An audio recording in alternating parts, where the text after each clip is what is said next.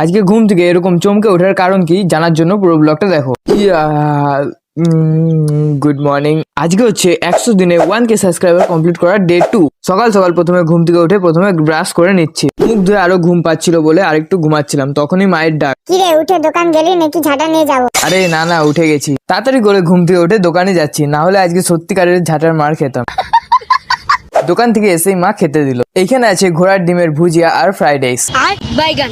তো আমি খেয়ে নিই আর তোমরা আমার 1K সাবস্ক্রাইবার করার চ্যালেঞ্জটা পুরো করো। খাওয়া হয়ে যাওয়ার পর আমি আমার কেটিএম নিয়ে ডার্লিং এর সঙ্গে দেখা করতে যাচ্ছি। अबे साले না মানে ফটোর দোকানে যাচ্ছি। বেরিয়ে গেছি আমি গান শুনতে শুনতে।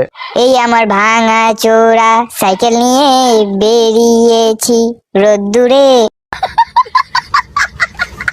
দোকানে এসে এত ভিড় দেখে আমার মাথা ঘুরে গিয়েছিল। अरे मुझे चक्कर आने लग गया अब। তো আমি বাড়ি গিয়ে তোমাদেরকে দেখাচ্ছি। বাড়িতে এসে স্নান করে বসে গেলাম পুজো দিতে। তো আজকের জন্য এইটুকু। ডে 3 ব্লগ দেখার জন্য